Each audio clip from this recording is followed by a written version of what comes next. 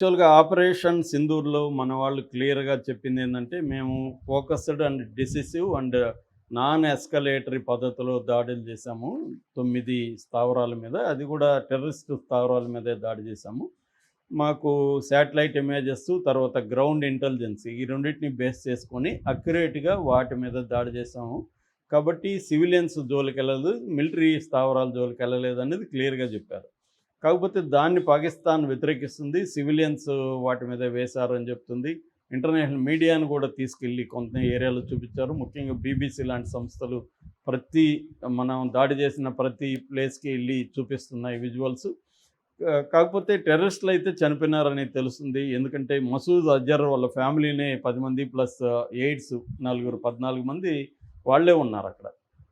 So, ఏదేమైనా మన వాళ్ళ టార్గెట్ అయితే నాన్ సివిలియన్ ఏరియాస్‌లో టార్గెట్ చేశారు. కానీ పాకిస్తాన్ ఎలా స్పందిస్తుంది? పాకిస్తాన్ ఏం చేస్తుందంటే, సివిలియన్స్ మీద దాడులనేవి నిన్న మార్నింగ్ నుంచే స్టార్ట్ చేసింది.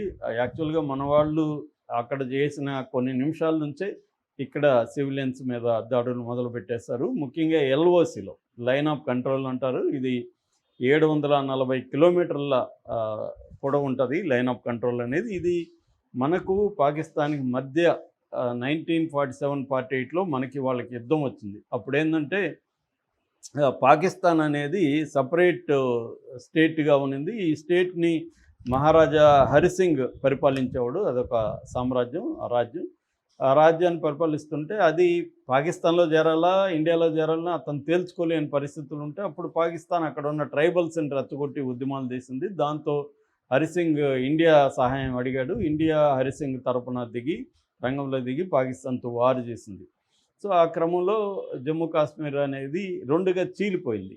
ఒకటేమో మనకేమో జమ్మూ, కాశ్మీరు, లడఖ్ ఈ 3 ప్రాంతాలు మన వైపు ఉంటే, అటువైపేమో ఏజేకే అంటారు. ఏజేకే అంటే ఆజాద్ జమ్మూ కాశ్మీర్ ప్లస్ గిల్గిట్ బల్తిస్తాన్. సో, ఈ 2 ప్రాంతాలు అటెళ్ళాయి. సో, మనమేమో పాక్ ఆక్యుపైడ్ కాశ్మీర్ అని దానికి పేరు పెట్టాం. పీఓకే అంటాము. కానీ ఇంటర్నేషనల్ మీడియా గానీ, పాకిస్తాన్ గానీ దాన్ని పాక్ అడ్మినిస్టర్డ్ కాశ్మీర్ అని పిలుస్తుంది. ఓకే. అంటే పాక్ పరిపాలనలో ఉన్న కాశ్మీర్. సో, దాన్ని వాళ్ళు మనదాన్నేమో ఇండియన్ ఆక్యుపైడ్ కాశ్మీర్ అని వాళ్ళు అంటారు. మనం అంటే ఈ కాశ్మీర్ అంతా వాళ్ళకే చెందాలనేది వాళ్ళు ఆహ్, ఉంటున్న అంటున్న మాట. హ్మ్. సో, దీనికి మధ్యలో అప్పుడు యునైటెడ్ నేషన్స్ ఏం చేసిందంటే ఎంటర్ అయ్యి ఒక రేఖను గీసింది. దాని ఫస్ట్ సీఎఫ్ఎల్ అనే పేరు దానికుండేది. అంటే cease fire line cease fire line హ్మ్. సీఎఫ్ఎల్ అని పేరు పెట్టారు. అంటే కాల్పుల్ని విరమించండి అని ఒక లైన్ గీశారు. సో, ఆ లైనే తర్వాత ఎల్ఓసిగా అయింది. లైన్ ఆఫ్ కంట్రోల్ అనేది అయింది. సో, ఇది ఇంటర్నేషనల్ బార్డర్ కాదు. ఇంటర్నేషనల్ రికగ్నైజ్డ్ బార్డర్ కాదు. ఇది ఓన్లీ పాకిస్తాన్, ఇండియా యూఎన్ ఆధ్వర్యంలో ఏర్పడిన బార్డర్. సో, కాబట్టి ఇక్కడ కాల్పుల విరమణ అనేది జరగాలి. కానీ ఎప్పుడూ జరగలేదది. ఉల్లంఘన అనేది జరుగుతూనే ఉంది. ముఖ్యంగా పాకిస్తాన్ వైపు నుంచే ఎక్కువగా జరుగుతుంది. ముఖ్యంగా 2001లో, 2003లో, 2023 ఈ టైమ్స్‌లో ఎక్కువగా ఉల్లంఘన అనేది పాకిస్తానే చేస్తుంది.